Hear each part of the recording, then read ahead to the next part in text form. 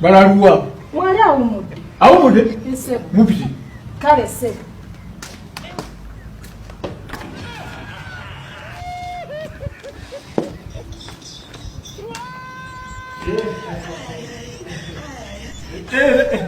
Dalioni.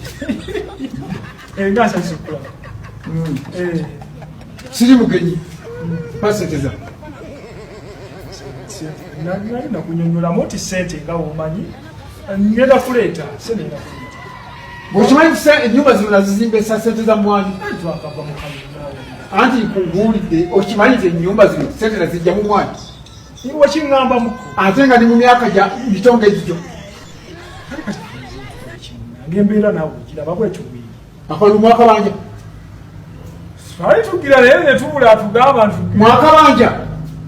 Tetwagana ne twali bitu byatusobera nafe. Embera Abali nobaka abali bokubanja. Nzikamba banja. Musasula sente meka buli mwezi. Musasula sente meka buli mwezi wano. Bitwala 15. Kakati no batadde kwaga. Ate nga lwaki. Ekisanja sikya myaka 5. Musasule emitwalo 5. Ate kati tuba tukoze. Kumala emyaka 5. Ekisanja bwe kiriggwako. Okiwulira bulungi? Muliddayo bwe 15. Saka nzirize yakatambi ako. Aha. Mukomupangisa nga yali yejirisa we katandikirawo.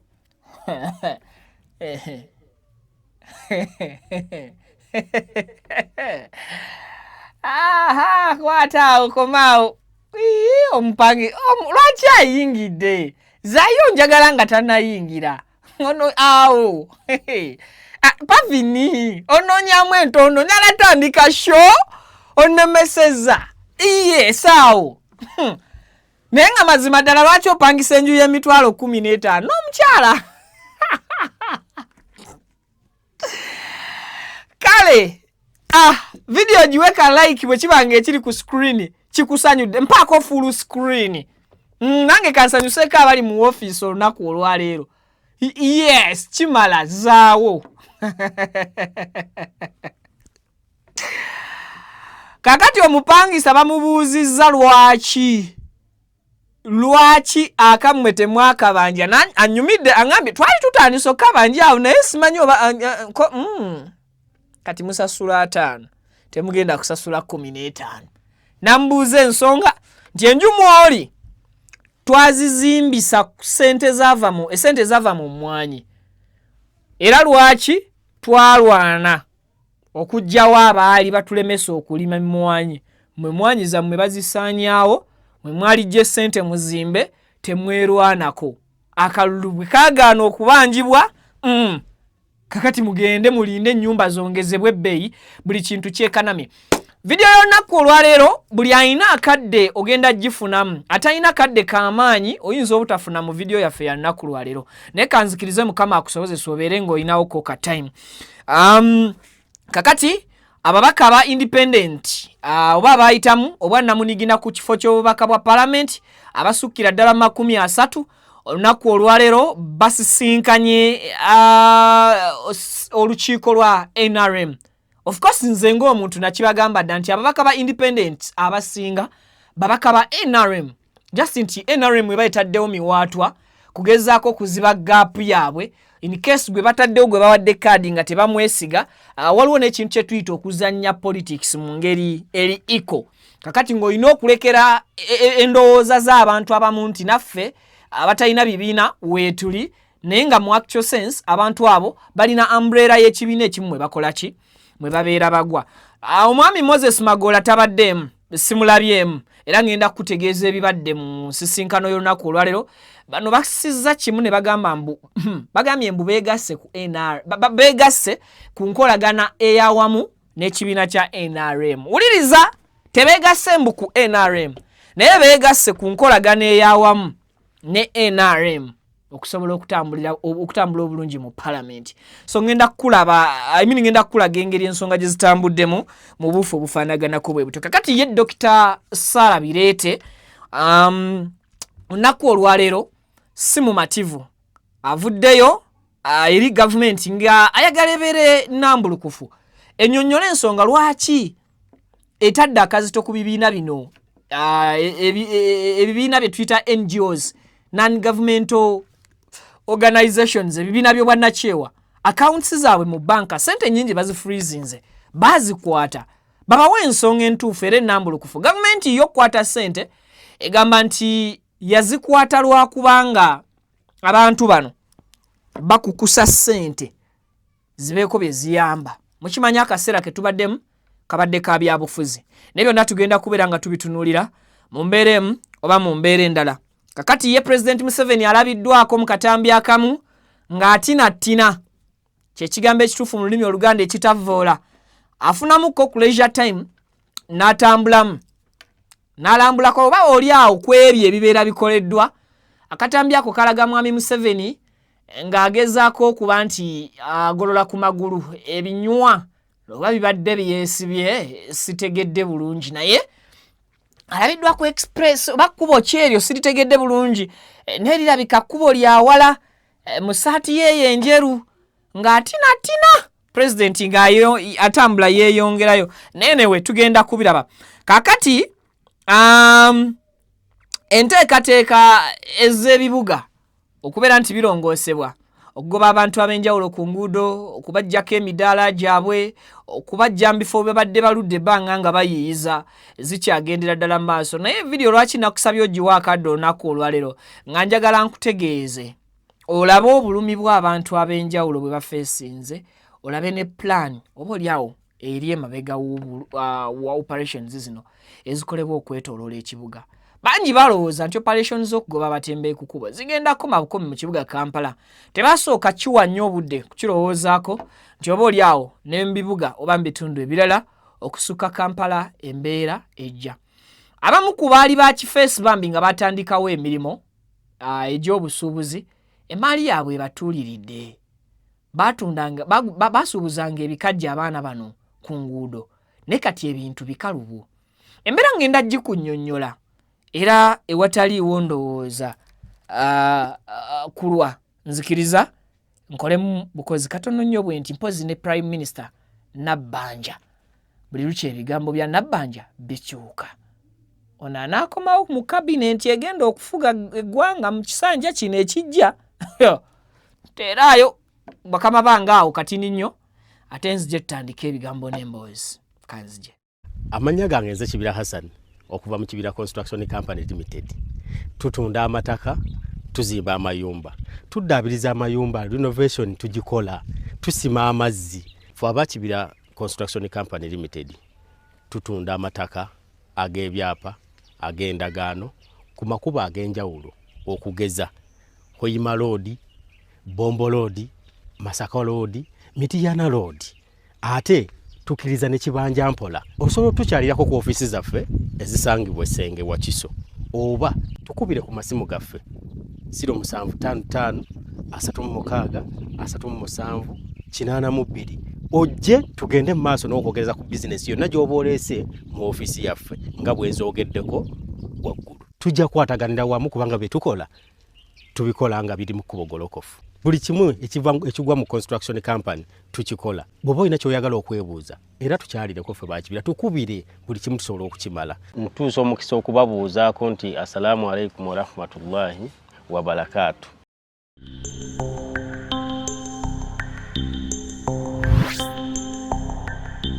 Tuzaala abaana 11 nze namba 7. A few moments later. Kati omukyalo oyo okuva olwo n'abeera naffe nga tituli mwana omu tituli babiri, twali baana 13 nga bonna bamaama omu. Bamaama omu.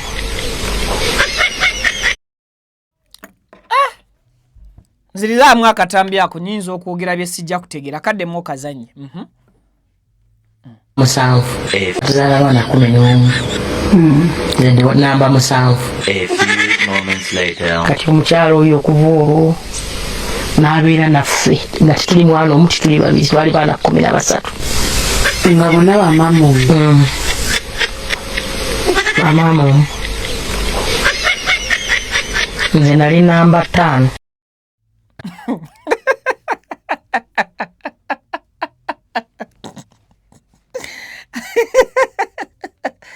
Ne Prime Minister mu video gye yakola Prime Minister mulimu lwayogera n'abeeranga story ya muzibe wa SB4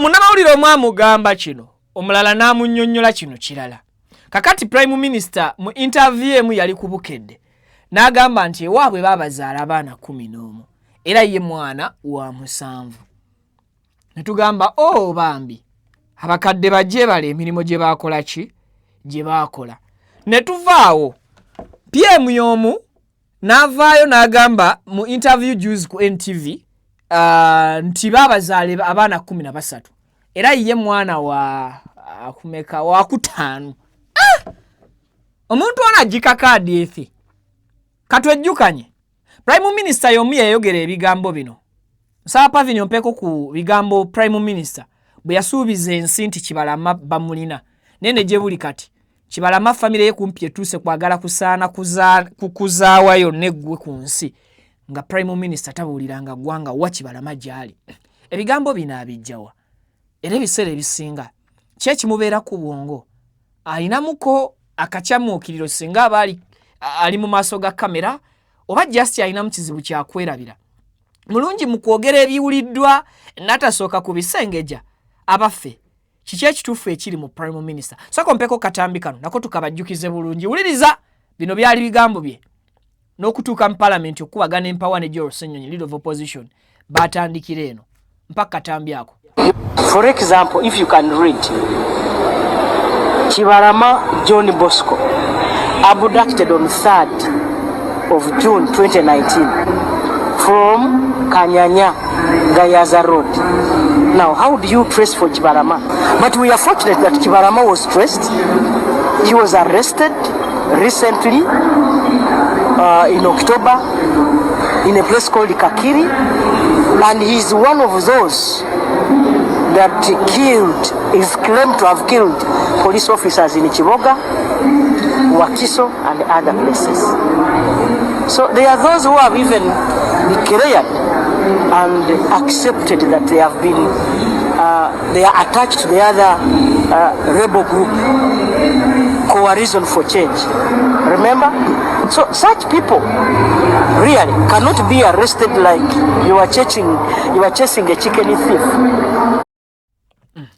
Kakati awo yali mu maaso ga kamera ngera nnyonnyola bannamawulire nti Kibalama yakwatibwa era yakwatibwa ku misango egyekuusa ku kwagala okugezaako okutta abasirikale mu disitulikiti y'Ekiboga naye agamba nti omuntu eyazze emisango mu ngeri efaanaganako etyo oba ateebereza because omuntu tabeera guilty not until nga approvingiddwa nti kituufu yazze omusango ogwo without any doubt nga tewali kubuusabuusa beyond reasonable doubt nga teri kubuusabuusa kwonna kuba kusigalidde mu bujulizi. Yategeeza eggwanga nti Kibalama John Bosco yakwatibwa ab'ebyokwerinda mu bitundu by'Empereerwe era nga bamuvunaana misango gyekuusa ku kwagala kutta basirikale ba poliisi. N'agamba nti engeri gye baamukwatamu yali alina okubeera ng'eyawukana n'omuntu oba oli awo abbye akasimu nti abaamukwata ensonga lwaki baamukwatisa maanyi era n'alaga n'olukalala ku lupapula n'alaga olukalala lw'amannya gaabo oba oli awo abaakwatiddwa nga n'erinnya lya Kibalama John Bosco kweriri ku lupapula olwo.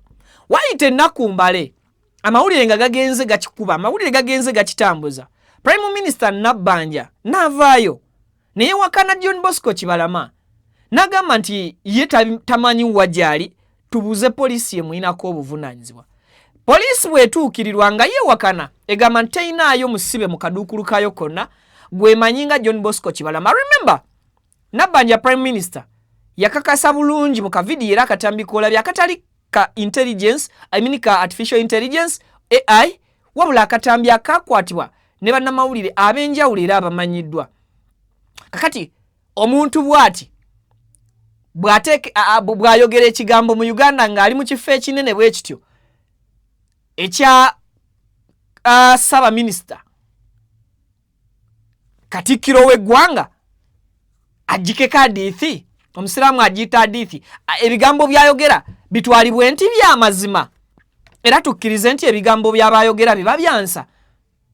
Ndowooza bingi ku gavumenti ya Yoweri Kaguta Museveni byerina okusooka okutereeza mu kaseera ng'abantu bangi tebakkiririza mu gavumenti eno 100 waliwo ebyali badde bikolwa, waliwo ebyali badde bitunulwamu bannansi ne bisobola okuzza emitima gyabwe. Otherwise neyo trust entono ekyali mbitongole n'embantu sekinoomu abamu abali mu gavumenti munda anytime soon egenda corruptinga, egenda breakinga. Abantu bawunzike nga mu gavumenti eno tewali muntu asobola kuvaayo n'ayogera.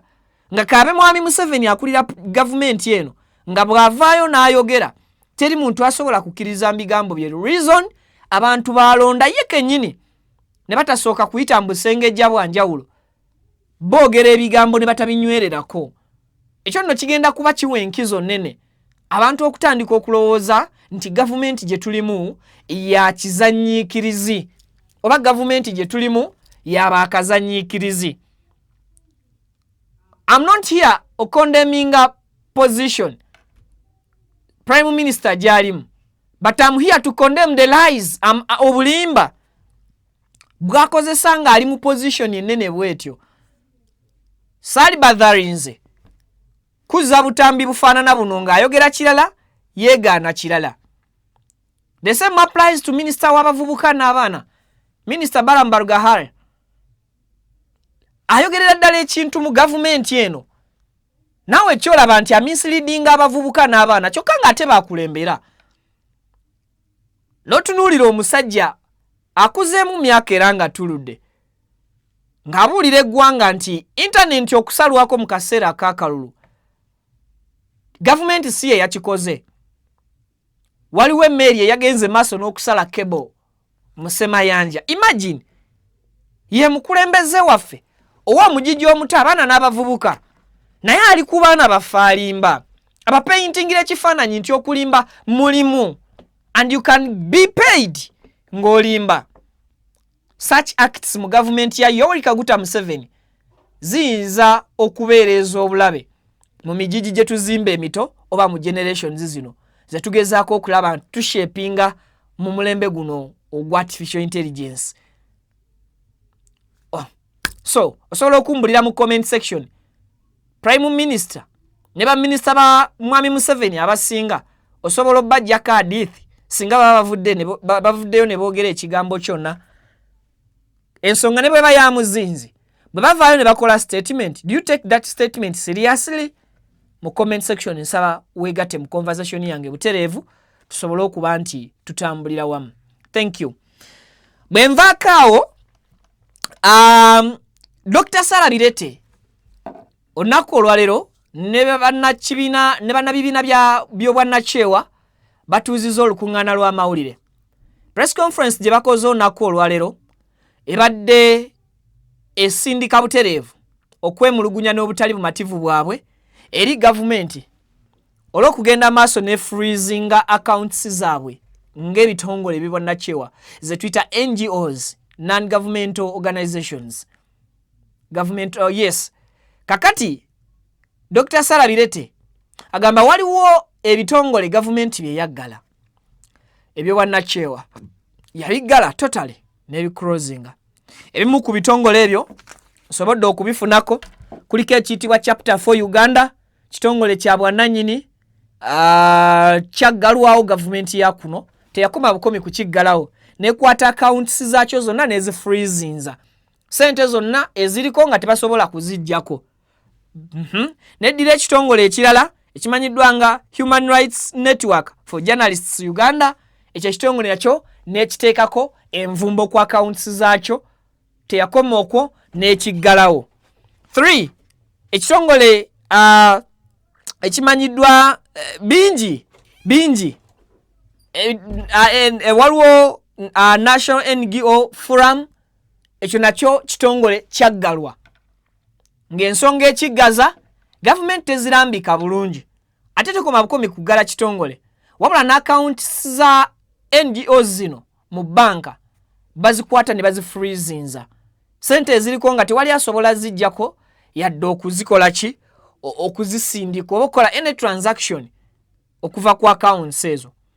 Ebitongole ebiwererako ddala 8 ebyobwannakyewa byonna ebitongole ebyo byaggalwa gavumenti ya kuno n'ebitonotono ebikyasigaddewo gavumenti byetannaba kubeera nga eggala official ate biri mu kutiisibwatiisibwa okw'amaanyi biri mu kweraliikirira okw'amaanyi saawa yonna bakimanyi bulungi nti nabo bagenda kubeera nga babaggala ne press conference gye bakoze olunaku olwaleero okwogera ku ebyo ebibaluma ebimu ku bitongole biganye okujja okukiika oba okwetaba ne bannaabwe okwogera n'okuggusa ensonga yaabwe nga batya nti singa bavaayo ne boogera ne bagatta eddoboozi lyabwe ebitongole gavumenti yaligenda maaso n'okuba nti ekwata ku bitongole bino ebirala nabyo n'ebiggalira so mu bufu obufaanaganako ko bwe butyo Dr. Sarah Birete agamba bonga bba abantu tebalina musango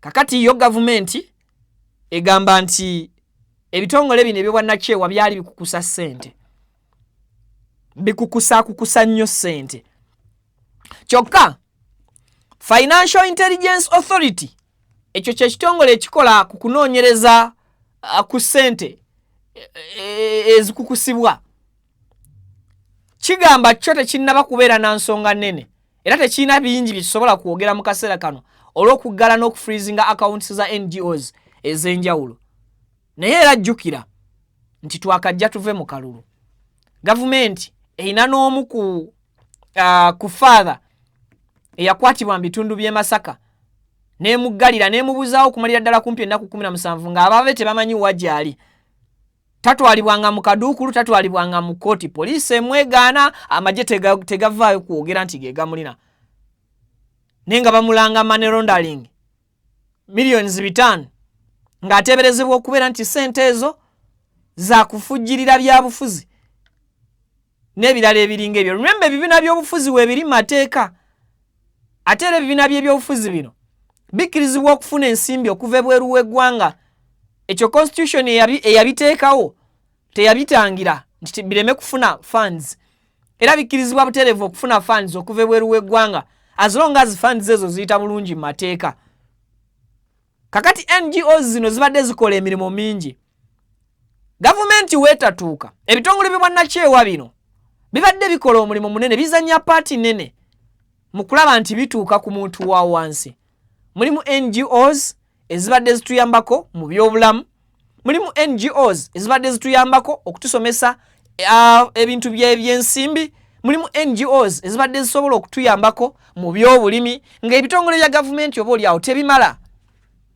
and of course NGOs zino zibaddewo mateeka sigamba nti zibadde zirunning out of law or out of constitution zibaddewo nga zitambulira mu mateeka nawo akaseera katuuse abasajja bazikutte bazisuspendinze not only that bafreezinze ne ssente zaabwe even NGOs ezikyaliwo ezikyakola ezikyali active bafreezinze accounts zaabwe kakati what do you expect osuubira zigenda kukozesa ki okutambuza emirimu olaba gavumenti ya kuno esoloza emisolo okumala omwaka mulamba bawunzika budget gye basoma balina okuyisizaamu ssente ez'okwewola eziri mu trillions kakati ogamba oti ekitongole oba ekibiina ekyobwannakyewa nti kyo kirina okusustaininga ku nsimbi eziri munda mu kyo nga tekirina kufuna funds kuva bweru wa ggwanga nga naawe nga gavumenti okemebwa n'okemetererwa emmeme n'osindika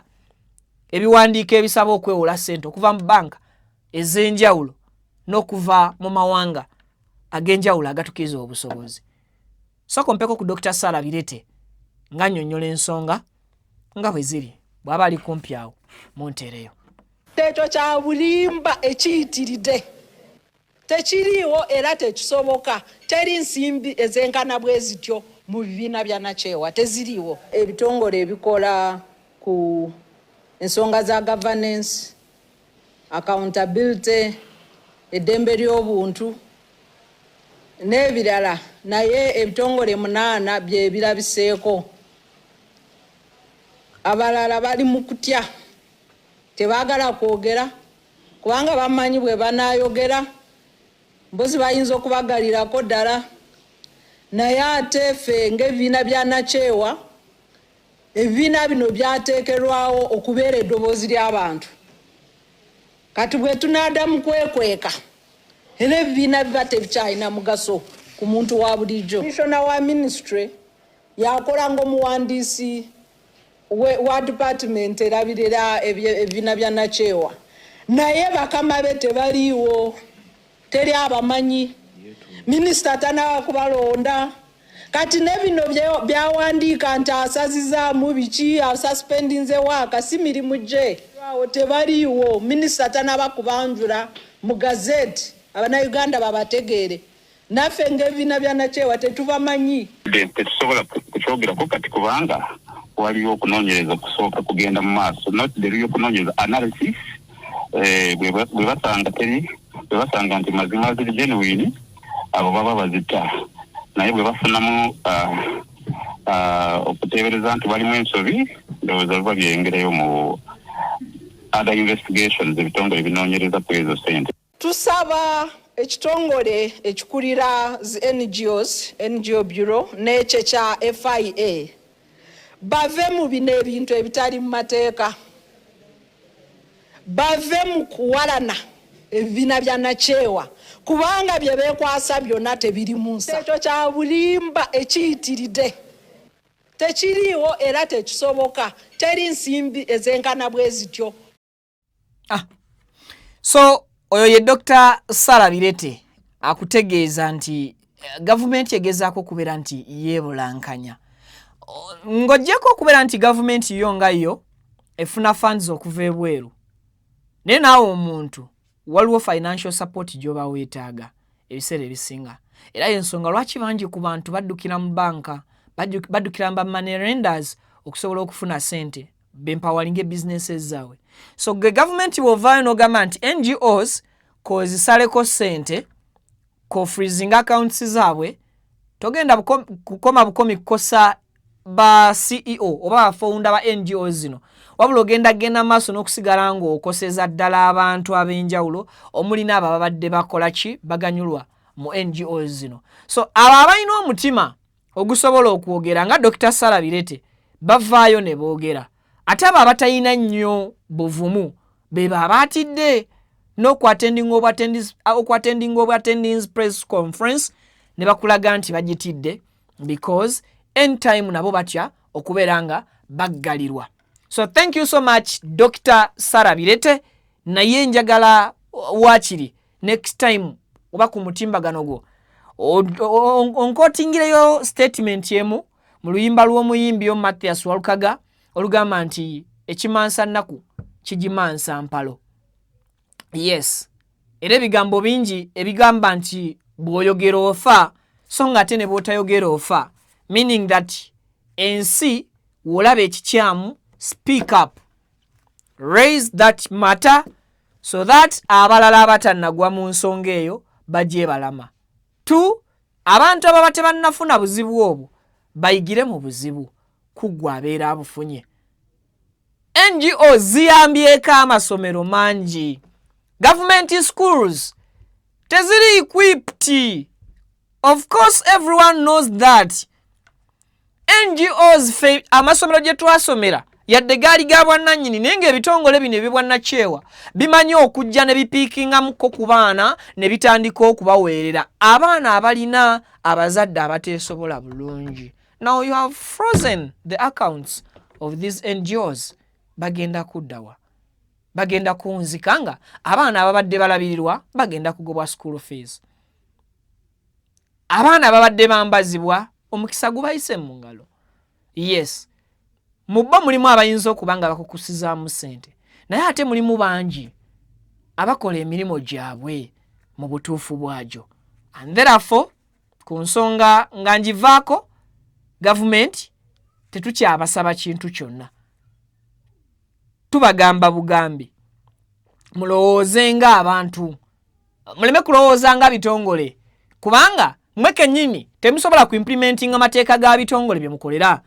Kati tubasaba busabi mulowooze nga bantu, era nze bwe mba nsaba ekintu kyonna kikyuke si kyasaba gavumenti, nsaba bantu bali mu gavumenti balowooze nga bantu, kubanze vike saa zino ndi kulowooza nga muntu. Kati n'omukozi wa gavumenti nkimanya alina amateeka ga gavumenti mangi gamenya, kuviira ddala waka lwazuukuka ng'agenda ku mulimu avuga bubi ku kkubo olw'okuba emmoroka gy'avuga motoka eriko number plate ya red.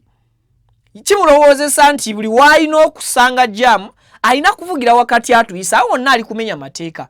Kati omuntu oyo nsaba akozese kaabuntu yeekaka ategeere nti naye bano abakwatiddwa mu jaamu waliwo abalina businesses ennene eziwa omusolo ye ezirina okumugulira amafuta naye taba respectinze akulaze nti ayagala batema wasanga traffic lights because avuga government car ayagala kutema utemi bitaala atambula avuga agende. So I cannot sit here in front of the camera netandika okuyimirira wano okusaba government ebeeko kyekola because nkimanyi ne government amateeka geteeka otege operating irako. So nyina kusaba government abagikolamu babeere nga balinamu ak'obuntu beekake bafunaako obuntu bwe banaafunaako obuntu ebintu byonna bijja kutambula smoothly. Other than that sirina kyenyongera ku mboozi eyo. Bannakibiina kya People's Front People's Front for Freedom bagenze maaso n'okubeera nti basaba motoka egiya mwami Yoweri Kaguta Museveni presidential convoy ekyuse mu nkola. Emirundi mingi presidential convoy motoka egiye disrupting abantu bangi ku kkubo babasiba essaawa namba muyimiridde ku luguudo olw'okuba ekkubo eryo omukulembeze agenda dikozesa omufuzi obwo obufuzi tebuba bukulembeze. We all respect him as a fountain of honor, head of state, but we don't deserve okufiirwa abantu baffe on his way going on the duties. Tetwagala kufiirwa abantu baffe olw'okuba mwami Museveni president agenda mu duties za ggwanga. Or stopping an ambulances. Ne bakwata ambulance for an hour. Tonnayitawo. Bakutte ambulance for over 30 minutes. Olw'okuba motoka egiya president eyitawo. People really roasted enough. People have roasted a lot of lives. Mumoto convoy yo. And the thing is very little. Like you used to do. President, in the between my myaka jange gy'ekitiini mbadde ku Ntebe Road okwo nga oluguudo lwa wansi Museveni lwakyakozesa. Ne mwami Museveni nga bw'aba ayita ku kkubo eryo basiba wagenda kuyita that particular moment. And at the moment waayitirawo bw'ati nga bate emmotoka ezo nga zitandika okutambula zifollowing emmotoka ze ezisembayo nga basiba maaso. For example, bw'abanga agenda kuyita Zana nga dda Ntebe bakwatanga emmotoka ze Seguku nga mwami Museveni ali Zana ne bate Zana nga atuuse Seguku eze Zana ne zitambula. Bw'abeera Seguku ne baddamu ne bakwata waneeno ng'onaatera okutuuka e Kajjansi. Bwe bakwata eze Kajjansi eze Seguku ne bazita. Bwe bate e Kajjansi ne bakwata ebwebajja. Bwe bate ebwebajja bw'atuuka ebwebajja nga Kajjansi bamuta. Naye ensangi zino babakwata okuviira ddala ku Queensway. Yes, ne mukukandalirizaawo kuviira ddala wali ku Clock Tower babakutte muli tight mu kkubo bwe muti omukulu tannaba na kuva Nakasero agenda Ntebe. Of recently abadde takozesa express bagiyita batya bypass nga bali mu gikola nga alina okukavuga okuva e Nakasero direct to Kajjansi waddamu okujoyiningira Ntebe naye nga bakwata abantu ku Ntebe Road ye n'okuva Clock Tower mpaka Kajjansi ng'ekkubo liri bize bwe liti. Abasajja ba SFC abo tebaganya yadde asala kkubo ku bigere kusala bwe baba bayimirizza emmotoka. Era bw'oba waakusala olina okumaga amaga okulaba nti tewaliwo wa SFC n'olyoka osala ekkubo. That's wrong, totally wrong. bw'obanga okkiriza nti abantu bakulonda and you won at 71.99%, why do you fear your people? Can they harm you? Basobola okuhaminga. Are your people armed? Abantu bo balina ebyo okulwanyisa. President, abantu buli lw'obakwata ennyo n'obateekamu ne bafuna obusungu. Si gwe abo bataddemu obusungu, but buli lw'obakwata ennyo ne bakufunako obusungu, batandika okusikayo emize mingi. Batandika ofuna endowooza embi ku ggwe.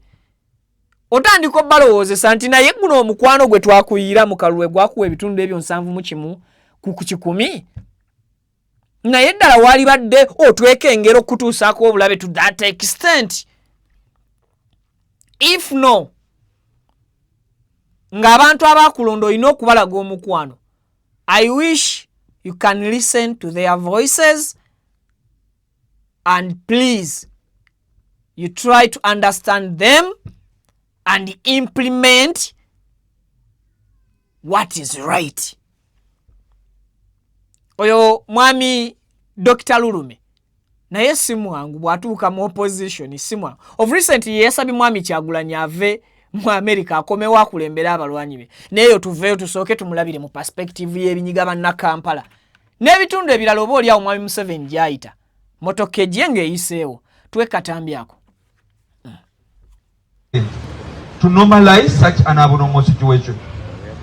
Let me Mr. Museveni know that when you are going to pass on any road, the traffic congestion that is created can last for an hour. Recently, I think he was going through Ginger Road, and there was traffic for a full 1.5 hours, including ambulances could not be allowed to pass, simply because the head of state will be going through that road. I think we should speak out. Ugandans must speak out. We have been subdued to the extent that we are normalizing abnormal situations. We are being harassed. Even we are not talking about, even if we are not talking about the president, we are talking about even other people. They may not be even security operators. Sirens everywhere. People pushing you away from the from the road. These kind of heinous things must be stopped, and it is not going to stop unless we campaign on it. And we trust the fourth estate to lead in this campaign. You find there are traffic officers, but the military is the one which is controlling the traffic. You find sirens all over the place, only to have a civilian accompanying the sirens. There is lawlessness, lack of order, and lack of respect, and taking people for granted. And our proactive approach in politics today as PFF, we shall not allow. We shall continue to talk about those vices proactively, and we shall mobilize. Okay. Osanga silence obugombe abavuga emmoroka ezirimu obugombe ng'ate ababayambako okuggula ekkubo bali mu ngoye za bulijjo. What a mess. Abali mu bugombe wakati jjamu ng'abakutte bwe babaira baagala okumutematema bamuyitemu, ate abali mu ngoye eza bulijjo are the ones abajjambu bakole ki? Bagayidinge obugombe buyitewo, beelulire ekkubo, abali mu bugombe bayitewo. What a mess. Bannange lino eggwanga. Omusajja akugambye, and of course nawe bulijjo kyolaba, motoka egi bw'eba eyitawo, aba traffic abali mu mateeka abalina okulungamya traffic laws, entambula y'ekkubo, traffic flows, osanga military SFC ye taking over. Musajja wattu ng'alina ki radio call wali ali bwati owa traffic, ayimiridde bwati alinga nze civilian bamujja ku duty owa SFC nga ya taking over, owa military nga yali in charge. And then we ask ourselves nti ye Uganda nge inabe womera nga ate inabe enyigiriza. So we always argue tugoberera amateeka. Kyekiri nagambye nti sisaba gavumenti, nsaba bali mu gavumenti kufuna ka buntu. Sibasabangako bonga bo kubanga nabo bamenyi ba amateeka nakinku. Wane ekiremeseza amateeka ge Uganda okola abagayisa be basinga ogamenya. Ono Honorable Ssemujju olunaku lumu yavaayo n'atugamba nti baleeta etteeka ku parliament buli mubaka ayingira ayina okukeberebwa. Speaker ye bwe yajja tebaamukebera. Baminisita abamu bwe bajja tebaabakebera n'abagamba from today onwards siddamu okulaba omuntu yenna ankebera nga nnyingira parliament. Bwe mbange etteeka abaaliteekako omukono abaaliisa oba abaalibaga mubaleka ne bayitawo kyere ne linyigiriza ffe abalala. And from then omusajja baamwesonyiwa ayitawo nga bw'ayagala. Simanyi oba kati baakikyusa. So ebintu ebimu tubiraba. But because we are civilians tetuyina ddoboozi. Mwami Dr. Philip Michael Lulume ategeezezza nti we the fourth estate, essiga eryokuna mu ggwanga ly'essiga ery'amawulire, ategeezezza nti tukole kinene tuyambeko okulaba nti ebikolwa bino birinyibwa ku nfeete. The fourth estate is journalism. Now journalism ennaku zino ali too soft, whereby anyone with a smartphone can be a journalist, can record, can broadcast. So whatever mistake you see on road, please record that moment and upload it. However account you're using, however application you're using, share that video. And to anyone ayinza okusinkana aka video, simanya nvugira mu wanuwe abo muba recording tubalabise. I'm not always here okugamba ekigamba tubalabise, but it is necessary here. But tubanga tunoonya sanity, we should do that. Nkujja yeeyo ne nkutwala gwe tugamba atusiba mu kkubo, Mwami Museveni, Fountain of Honor, mu bitiibwa bye, Commander in Chief mu bitiibwa bye.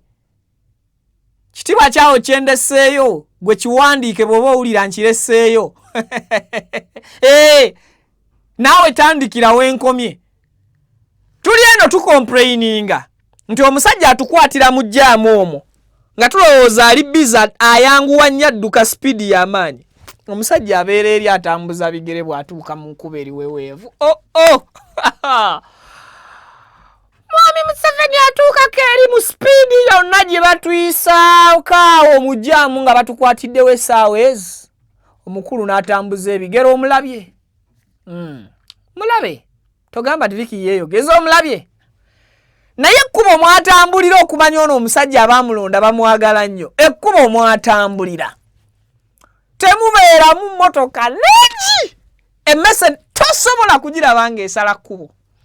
Tolaba nti kkubo lirimukko omuddo ogwa green, nkusibake kibeere ekikere. Tekisobola kubuuka ne kisala ekkubo ng'omukulu atambula. Wuuyo! Yes!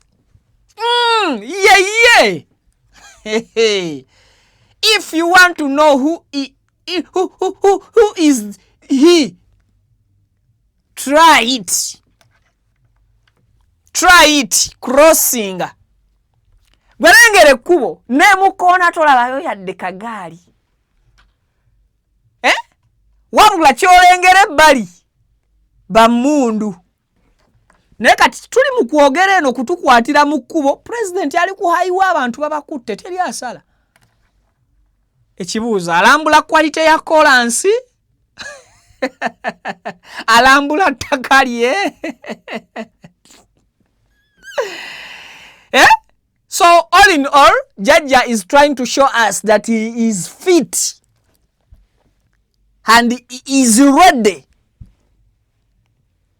is it to rule? To govern. Ebera governing, ebera ruling.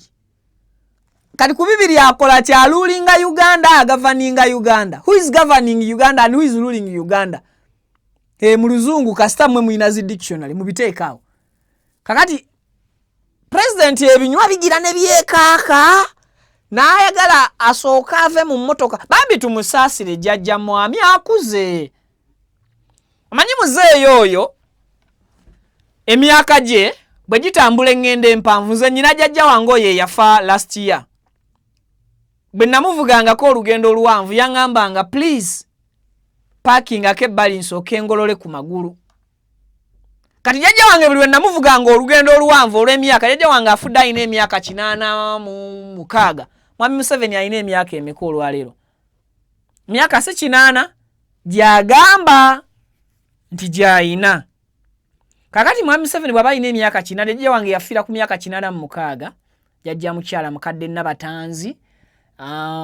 Then nga bwe mba muvuga olugendo oluwanvu ne bwe mba mutwala mu ddwaliro aŋŋamba sooka oyimirire male golola ku binywa. Kati nze nkimanyi wano Mwami Museveni president kyaliko ali mu kustretchinga mu maso atambula olugendo luwanvu ate ziri emmoroka zidduka. Ne kati maso okusinga agolola amagulu gano kuba gatuula nnyo ne geefunyanga bwendi. So n'ekirala president alina okulaga abazzukulu nti I'm still fit. I'm fit. Ne kati president awo yali badde atambulako kona abavubuka. Bamuweemukko omukisa awo. Atambulemu n'abavubuka ba ghetto structure. Nteeseza bubi? Nteeseza bubi? Yes. Abesefu si babeere emabega. President bwanyumya afunemu bagiyite a walk with Jajja. A walk with Jajja and ghetto structures. And youths. A walk with Jajja with ghetto structure. Mutuwayo koka theme ako. Mufa muziri zilongo taimulale. If you want to know, if you want to see that abavubuka ba ghetto bakyuka baagala president, mubaweemu. Awo kukuba kolansi fe tujja kubawe ekkubo baligalemu essaawa ngezi nga 2 nga bavubuka a walk with Jajja. A walk with Jajja ne ba ghetto structure. Jajja's walk with the ghetto structure. Mteeseza bubi? Mumbuulire banywanyi nteeseza bubi? Nze nkimanyi nteeseza naawe kyoyagala. So saayagadde era saasanyukidde sound gwe baatadde mu katambi ako. And that's why sigenda kuzanya audio gwe baatachinze ku katambi kano. Audio gwe baatachinze katambi kano oba muzanye Pavini muzanye audio ntekeko disclaimer. Okay, akatambi kano kuliko abatuuzizzaako amaloboozi gano. Naye nkakasa bukakasa nti sige maloboozi agali original ku katambi kano. Disclaimer, tovala mbadde saagala kuzanya maloboozi gano. Naye ku lw'obulungi bw'okwesa abayinza okuwulira amaloboozi gano mu katambi nga mukasanze ewalala, kanzikirize mbamme amaloboozi gano ku mukutu gwange. Amaloboozi gano ge baatadde katambi kano ga VJ omu ayitibwa VJ Emmy. In fact akatambi kazanye nga bwe twakafunye good enough kuliko content siwafu oyo playing akatambi ako jayo budde buno bwekiro tulengera semoya jayo oba avaawa jayo pavi kajeyo. Yes, sorry agamalobozi mabi nnyo ga disrespecting omuntu omukulu. Saategereddeko ddala mbadde sobola kukkiriza. Amalowoozi gakyuse ddi. Tesobola kwogera kigambo kinene bwotyo ku muntu. Bive nako president wamma our Jajja, loving Jajja. Thank you. Otulaze nti president ukyali mboko. otulaze nti you can walk aba opposition abasuka mu makumi ago aba opposition si opposition abavuganya ku bwanna munigina aba independent sorry not independence mefuga siwabye ebigambo abagenda maaso n'okuvuganya ku bwanna munigina independence mu bifo ebyenjawulo mu bitundu ebyenjawulo ku kifo ky'omubaka owa parliament okuli abaami n'abakyala banyumye edda ne mu yero abo bali ba independent kweli come on can it happen? Yellow look at that one. She even don't want to look into the camera. So bano batuuse ku kitebe ky'ekibiina ekya NRM era nga batuuse ne bagezaako okubeera nti batta omukago mu nkolagana eyawamu etalina buzibu bwonna n'ekibiina kya NRM. Oba mubiwulidde oba mbibaddiremu n'ebyo bye muwulidde. Bannakibiina kya NRM bahostinze bakyazizza abavuganya obwannamunigina ku kifo ky'omubaka wa parliament oba ku bifo by'obubaka bwa parliament ebyenjawulo era abasukka 30 be bazze ne batta omukago abasinga bonna babadde bambadde yero. So nabagamba ng'okwekwekerera kuvuddewo nti ababaka bonna abesimbyewo ku bwennamunigina mu politics waliwo kye tuyita okwesa empiki. Bw'olabanga king oba queen wo bagenda mukuba olina okuprotectinga okuzannya nga tonnaba kwalika abazanyi b'omweso abazanyi ba chess wano mbamba sembeza oba olina okujja n'ozannya mu ngeri eri professional n'oteekawo defense nti ni kesi nga bakubye king nga tebannakuba king nsigala ntya mu muzannyo. Kati NRM erina ekintu kyekola ekimanyi ebeera ne king naye bw'eraba engeri nti king waabwe bayinza okumulya mu muzannyo basigawo kensigo eyinza okuprotectinga king n'awangula. Kyentegeeza mu by'obufuzi king okuwangula a specific person from a specific political party doesn't mean nti ye king mu muzannyo. Politics. A specific player from a specific political party does not mean nti ye king mu muzannyo gw'ebyobufuzi. He or she can be that weak person you see. Omukyala oba omwami gw'olabanga omunafu mu byebufuzi ayinza okuba nga y'empiki eyinza okufuuka king oba eteekeddwawo okuprotectinga king. Kati empiki eteekebwawo okuprotectinga kabaka oba king mu muzannyo gw'ebyobufuzi king bw'alemererwa empiki yeefuuka king. And that's why it's called the dirty game. Politics yensonga lwaki kayitibwa kazannyo kakyafu nti n'empiki ebadde ezannyisibwa ng'empiki eyo ezannyiddwa mu kifo kya substitute ate efuuka main player or main actor. Kati independent eyavuganya ku bifo ebimu bw'aba yawangula wa NRM n'agwa just not NRM oyo gwefudde king era yali yamuteekawo avuganye obwannamunigina so that asobola okugabanya mbululu opposition gwe mutaddeko ow'amaanyi obululu bwe ne bukendeerako nti ne bwe kuba kubbira nti mugenda kuwakanya nnyo NRM okugibbira n'eyisaawo abaayo naye temugenda kuwakanya nnyo nti owa independent gwe babbidde kigenda babeera mu mutwe olw'endowooza yammwe nti ono wa independent yeesimbyewo bwannamunigina NRM tesobola kumubbira but in actual sense mu muzannyo gw'ebyobufuzi nga ono wa NRM era NRM era essooli ne bbiro ono kagenderere kubanga nayo waabwe just bamusiigidde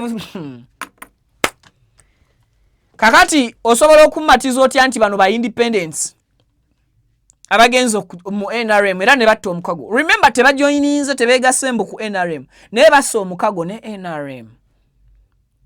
If you add up these two bigata gwe bw'obigattagatta olaba bano ba independents oba ba NRM nga ke kaseera ba agent baveeyo mu missions eza intelligence, mu missions eza detective ezirimu okunoonyereza. There is what we call cleaning or the cleaners. Now the cleaners oba abalongoosa bo bajja ku final stage nga waliwo ebisobye. Now these are the cleaners of NRM. Tebabalimba nti bano ba independents. Please be alert. Open your minds. These are not independents. These are the cleaners of the NRM party. Nti babaleeta ng'omuzannyo ku bano be basimbyewo mainly nga ba NRM cadres basuubira okubawangula n'obutabawangula. Kati mission failed, then it is time to improvise. Time y'okuimprovisinga bwetuuka is when these independents bwe balangirirwa nga abawanguzi. Ebirowoozo byo ojaganya kimu nti owa NRM yagudde owa independent kasita yayiseewo. In reality owa NRM first plan yeyise. It's now time to activate plan B, or plan B has been activated. Kati aba independents bano bemulaba, it is always plan B for the NRM party. And it will always be even in the next generation of leadership. Bwekiriba temunabitegeera abamu mubitegeera just mwetaaga kujjukiza. Bano abasinga bateekebwawo buteekebwa muzannyo gwa byabufuzi kutambulirako. So newonna tebakulimba nti kuliko independent n'omu. I'm so happy that sirabyeko Magoola. Ate Magoola okujja okuyitawo era Mwami Kyagulanyi ne NUP automatically baali bakimanyi nti okuwa Mwami Magoola waliwo A, B, C, D. Era yensonga lwaki Walukagga okukwata n'agamba nti I've endorsed Magoola. Waliwo A, B, C, D. Whereby ekifo tukikoze eki? Ani nnyonnyola mwakoowa. Takoowa nnyonnyola mmwe. Naye era abategeera mukitegedde. So awo tewabaddewo wa independent yenna yegasse oba yasse mukago na NRM. It was NRM unveiling. They are all welcoming back their agents beyasindika mu field. Yes, it was NRM party welcoming their agents from the field. Bakoyo okwekweka ennaku zino bagamba nkoyo okwekweka ensi yonna ekimanye nti ndi wa kino. Kakati ne bano NRM yabadde ekoyo okubakweka ng'era esazeewo bajjeyo ebateeke ku meeza. So these are the cleaners, are the agents of NRM. Abasagambiza mu constituencies zammwe mbowa independent awangudde mwasagambiriza bwereere mwalina kusagambiza aba NRM nti abafeera bawangudde. Those who cried mbu aba NRM muluzinze amaziga gamwe gabafa bwereere because your plan B was fully activated and these are the results. And zino ze results zammwe byonna mubirabye kiki kye mukyayagala okufuna ekyenjawulo. Lwaki sinywamu ku lwendo lw'amazzi bannange? Mpulira njogedde njagala koowa. Bwe nvaako awo waliwo kyawo kyensigazizza. Abasuubuzi, it's a big discussion. Kakati waliwo obulumi mu basuubuzi. Waliwo abantu bangi abakaaba entakera. Businesses z'abantu nnyingi bambi ezaayonoonebwa. ogenda n'okuba bizinensi y'omuntu omu nenga olaya Mungu bizinensi ey'emu gy'okubye ose bizinensi z'abalala 15 ababadde emabegawo omuntu oyo. Bw'ojja n'ogoba omuntu abadde atunda lijja lowooza ku musuubuzi abadde amusapurayinga emaali. Bw'ojja n'ogoba omwana omutemi w'ebikajjo mu kigaali lowooza ku oyo sapuraya abadde asuubula emaali n'agituusa ku mwana ow'ekigaali. Lowooza ku ono omulimi abadde alindirira ono sapuraya oba omusuubuzi amusuubula. Lowooza ku bano ababadde batema ebikajjo nga babitikka emmotoka. Emirimu gy'abantu bano gyonna ogikasuse muguluka. Can't you please first have a plan wajja otwala abantu bano before you evacuate them from the cities?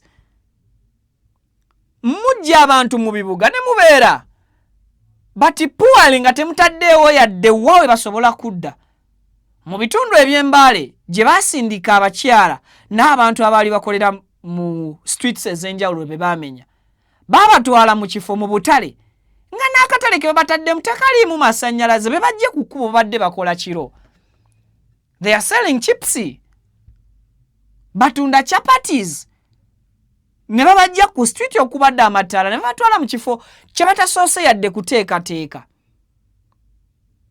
Ako ke kamu ku butambi as of ebbanga limaze ku internet wensoose okulaba abantu abajja okudemolishinga oba okusaanyaawo oba okuimplementinga ebiragiro bya State Council ne bagezaako okuwuliriza omuntu lwakubeera basanze mukadde abavubuka badduse bano babadde balongoosa bulongoosa ku keepinga kitundu nga kiri clean naye omukadde abasomedde. In fact akatambi ako sikenjagalo soosa pavini mpaka katambi k'omusiraamu oyo akutegeeza gamba abadde kifeesi yali kifeesi yafuna akalimo kokola naye kati akalimo kafuusa akalimu tera akakatambi ako. Embeera eriwo esaawa zino bino ebikajjo bitundibyeko olw'ensonga abantu abatwala ebikajjo byaffe mu kibuga tebakyabitwala. Oteekamu miliyoni 3 ofuna emiliyoni 1.5 nga bikusaze kyetu wadde bagoba tetukyalina mirimu tusaba gavumenti otutuusizeemuko abantu babakirize bakole akawungeezi n'olwesande nga jeringa madamu Jennifer Musi yatuwa olunaku olwesande abasuubuzi babeere nga bekodako bafuna sente zaabwe naye buli lwonagoba omutembeyi atwala ebikajjo byaffe mu kibuga abadatugulako ebikajjo byaffe obeera oyongera obubbi mu bantu olw'ensonga nga tebakyalina mirimu. Nze kennyini ayogera nali kifeesi naye okubanga nti ntunda ebikajjo bino byebyanyimirizawo okuba nti kyalina mu mbeera eri eba kifeesi lwali nali kifeesi nali sina mulimu naye kati saawa zino bagobaganya abantu emirimu gyonna abasuubuzi obuvakeddo bikajjo abamenvu bona bibatuddemu tebakyalina bwogerero tewali gye babitunda miyembe nanansi teri muntu atakaaba saba tukyusizeemuko nembeera gye tulimu nfu nnyo enyigizamu n'omuntu wa wansi balabanga bakola ekibayisaawo naye nga beeyongera bubbi bwa wansi omuntu wa wansi omuyala omuntu ogenda ti agenze kati obunyiivu akugambye yali kifeesi naafuna akalimu naafuna bamugamba jangu tupange bwe tuti n'atetenkanya mu za kifeesi n'ava mu byekiyayi n'afuna bizinesi eri legit azze mu busuubuzi kati ate obusuubuzi nabo mukalubiriza embeera ekintu mukitadde ku levu embi mukiwanise bulala. So I think abantu balina obulumi. Wuliriza omusajja ono nako kampe okwata ddyo omuntu kiro ssaawa 6 gwe wa State Council gavumenti kyekola omukozi wa gavumenti alagirwa okukola ssaawa 11 ez'olweggulo tuli banyi kubanga abantu betuguza ebintu obubbi bwe babwongedde teri bayongedde bubbi nga gavumenti. Omwana akola n'omukwata ekiro ssaawa n'omusanga atunda bikajjo kiro ssaawa 6 n'omukwata gwe ngoga tuli basanyufu abantu bonna betuguza ebintu babagobye muleke akole ekiro anonye sente yale yaliewa tubemu ne wankubadde gavumenti bannange embeera isusu ebintu byonna kabuye bituli. People really pass through a lot. Baita mu bingi. Otunulira omuzeeyo oyo ng'akunnyonnyola n'okomparinga musiraamu oli ng'akunnyonnyola olabira ddala abantu abalina obulumi mu mitima ng'obulumi bwabwe obwo tebusobola kuvaawo ku muntu atategeera ki kye bategeera. And I'm always here to ask those officials in government to please try to understand. I'm not asking them to come out and help, but I'm asking them to understand like we also do. Bategeerenga ffe abamu bwe tutegeera. Tetubuusabuusa ntegeera yaabwe nti nafu. Ne tusaba kimu bategeerenga ffe bwe tutegeera. Omuntu omujja ku kkubo nga ne toteeseteese nawawo omuzza. Omuntu omuggisaawo ekizimbe naye nga yakizimba omulaba. Omuntu omugoba mu lutobazi naye nga osasulwa ne ssente ezirambula entobazi era nga wayitawo naye n'olinda olutobazi ne basooka ne balukulaakulanya. Omuntu omulinda n'amala ku kkubo okulimanyiira emyezi 8 n'olyoka oyagala omugyewo ng'atandise okustabilizinza business kyokka nga walina omukisa ogugijjawo mu lunaku oba mu nnaku 2 nga yakagiteekawo n'omulambika oba n'omulaga ekifo ekituufu walina okukola ki okuddukira okukolera.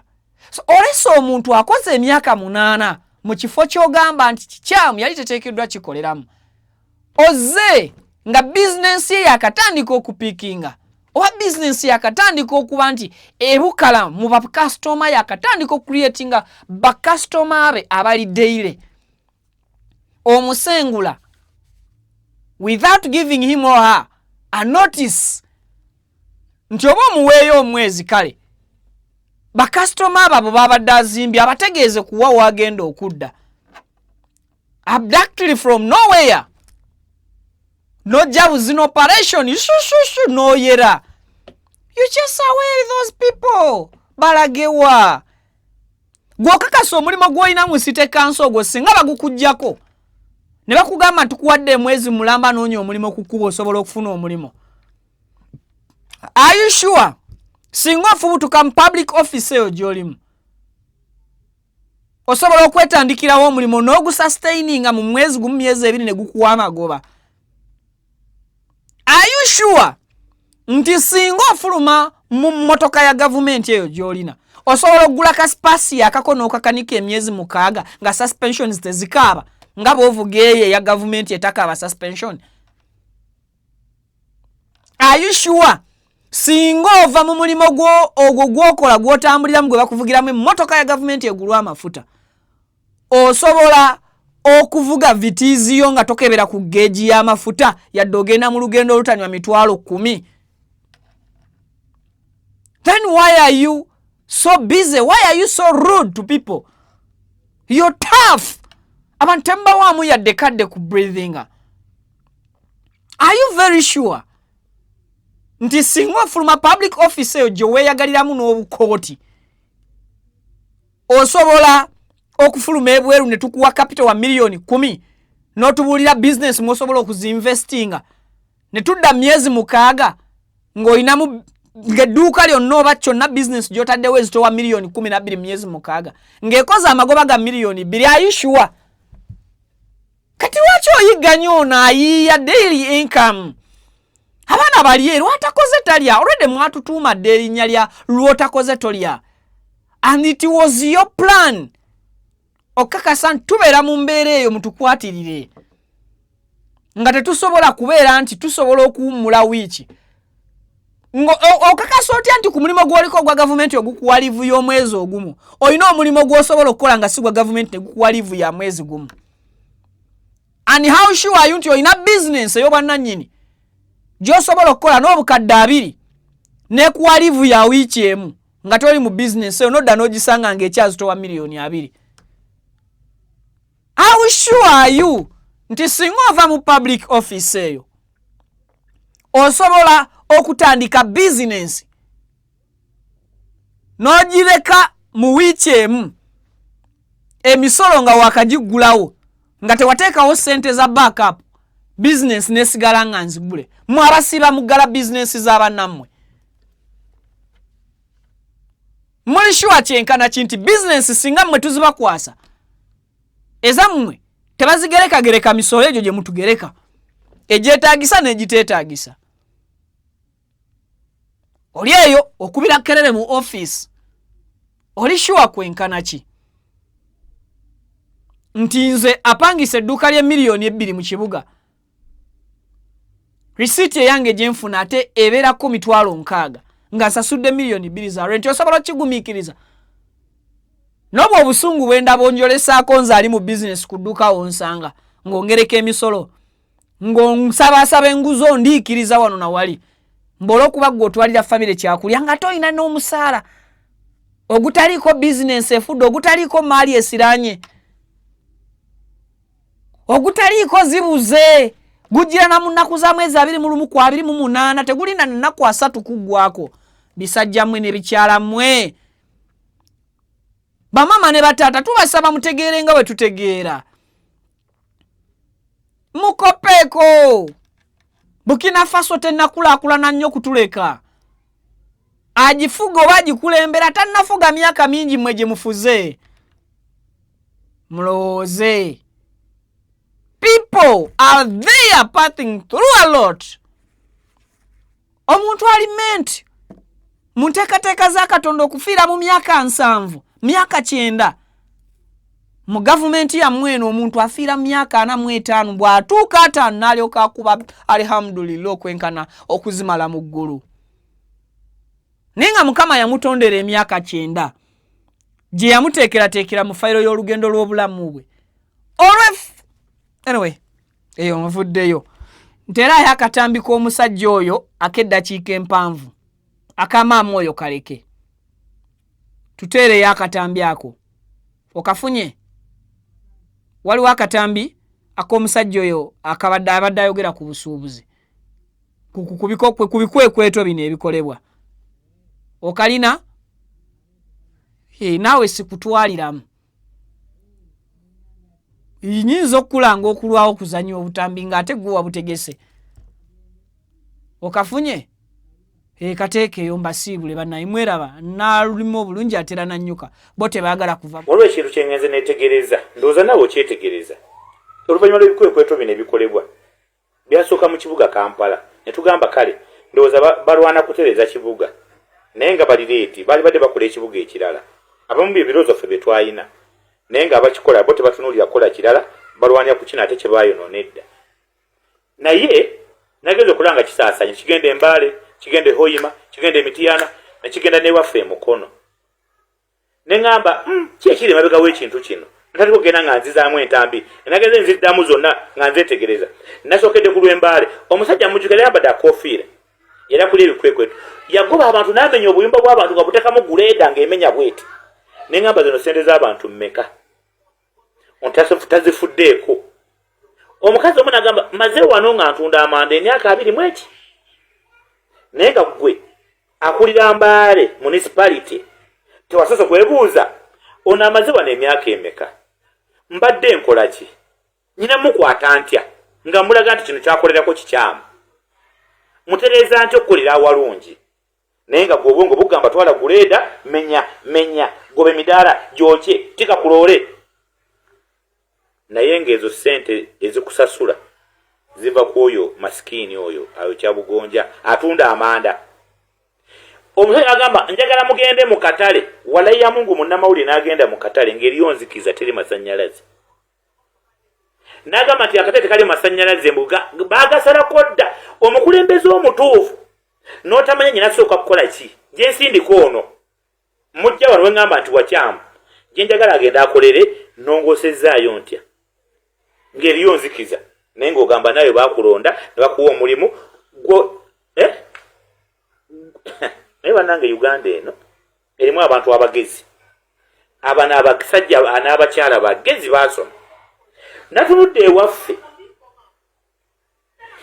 okuva emukono mayiro 10 abantu bewaffe ffe twekulaakulanyiza akatawuni k'ewaffe abantu bebazimba banyabo ne basaba muwulize bannayuganda teriyo tawuni kansi ejja wantu nga tewakulaakulana abulamu abatuuze b'omu kitundu ekyo mumala kukulaakulanya kitundu kyammwe ne bajja baba wa tawuni kanso ekibalasa tawuni kanso batandika okwesololeza emisolo ekigenda mu gavumenti ngera bagijjamu mmwe abakulaakulanyiza ekitundu kyammwe ne basooka bakugamba nti ennyumba eyo wagizimba bubi wulira abayivu nga tawuni kanso ennyumba teri ku plan naye nga eyo ennyumba gye bazimba obubi yereetedde tawuni kanso okujja mu kitundu ekyo olw'enkulaakulana gye balabawo ne bagamba gavumenti esaana okugjawo omusolo ku mayumba ku maduuka ne ku bitundibwa wano ne bateeka okubawa amateeka ne babakwata nga enkwata embi yakumenya bumenya abantu b'osanze nga bakulaakulanyiza ekitundu kyabwe n'ogenda bwe bati wantu temwokyerawo gonja